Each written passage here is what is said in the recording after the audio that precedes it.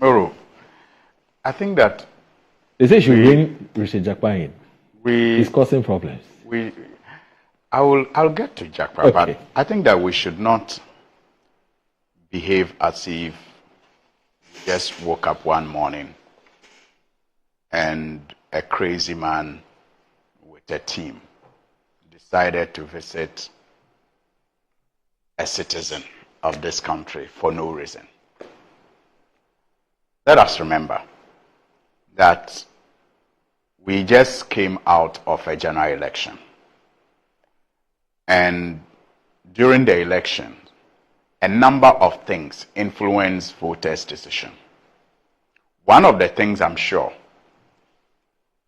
that influenced the decision of voters was the collapse of our banks and how recklessly that was done. The fact that reports showed that we needed a little above 5 billion Ghana cedis at the time to have saved the banks. And after collapsing those banks, actually. Sorry, 9 billion Ghana cedis. And after collapsing those banks, creating job losses, we are told we have spent over 30 billion Ghana cedis so far and still have to spend more. Yeah, according to the finance minister. According to the finance minister. Let's not forget this happened in this country. And let's not forget it influenced the decision of voters. Yeah. And those voters will want answers. They didn't just vote for nothing. Let's not also forget that the Bank of Ghana, at the time that it was posting losses, decided to put up a headquarters building, which initial cost was $82 million. By the time they completed the building, we are told it cost them about $250 million. Many, yeah, about 220, 250, if you add taxes. You know, many want answers. How an $82 million project ended up costing us $250 million. But that has been answered in the House. People want answers. What is provided? In fact, even the governor himself in his answers suggested that they were even internally carrying out some audits. Yes. Yes. Just for the value for money. Yes. Audit. Yes. Yeah, but so I'm saying that, please, can I finish? So I'm saying that let us not discuss this visit or raid as if some crazy people just got up one morning and decided to raid a citizen of this country for no reason. So is what you're telling us? I'm building up the point. Is what you're telling us the fact, or this is something that you are? I don't know. Okay, right. So I don't know, but I'm just saying that let's have this conversation holistically. Right.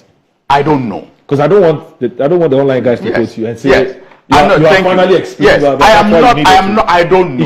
But I'm saying that let's have this conversation in context. Mm-hmm. So you had a situation where the central bank was in charge of the collapse of our banks. That led to job losses.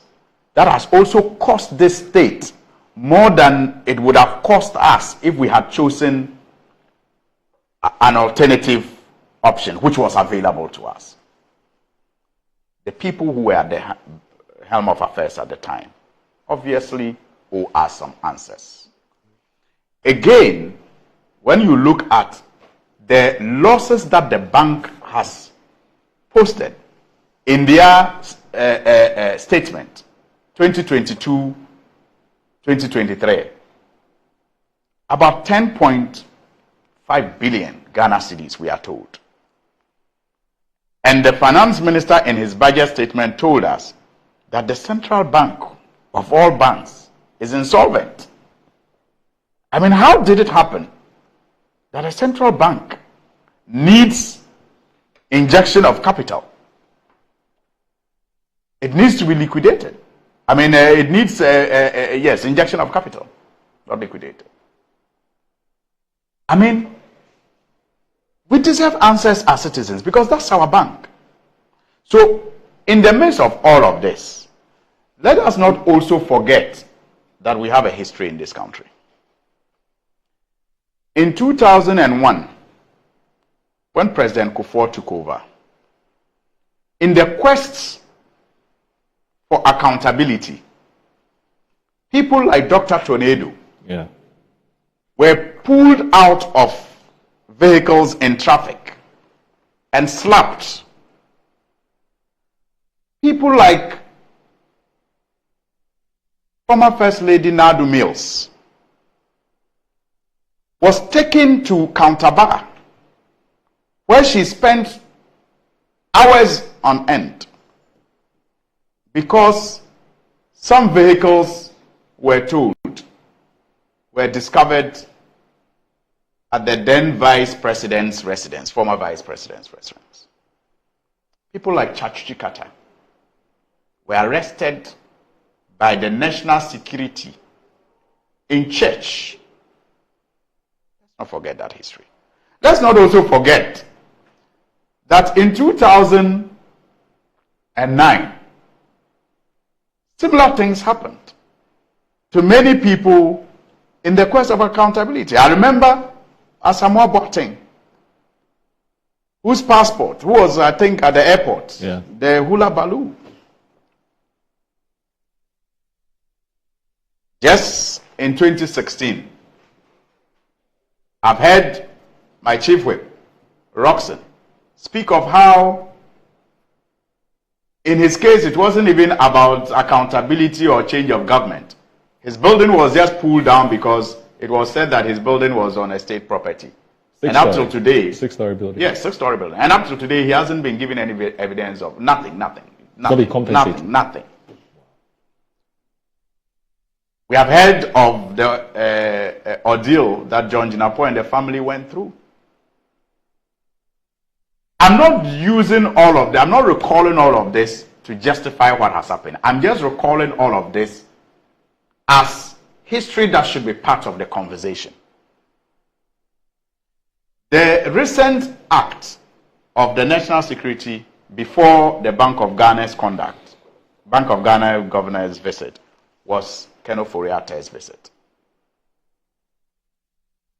which many condemned, especially when we were not told that they went there based on a warrant.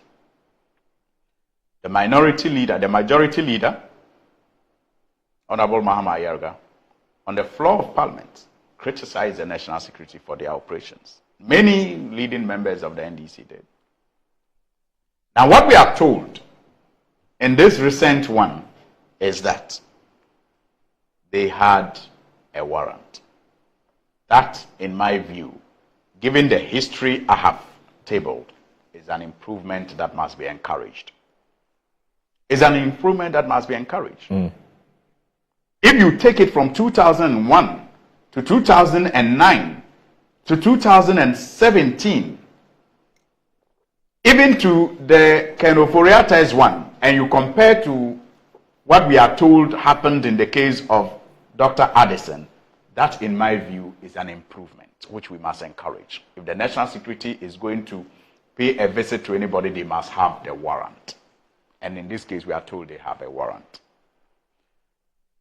If they went to the Bank of Ghana governor, I am pleading that it should not be lost on us that these issues I spoke about, the collapse of the bank, there may be, I don't know, the reasons why. And if they are, is it a bad thing? I don't think so, because Ghanaians want answers for those things.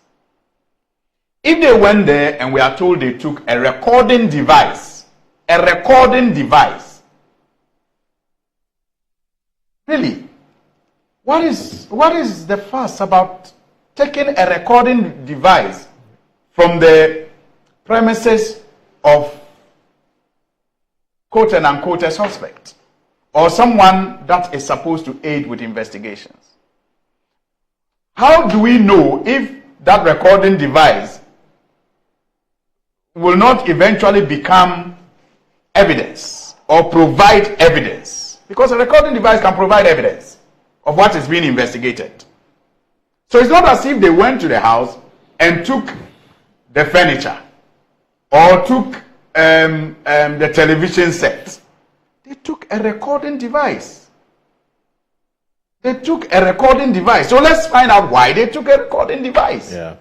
Let's not jump into, condemnation that will disable our investigative bodies from carrying out their legitimate functions.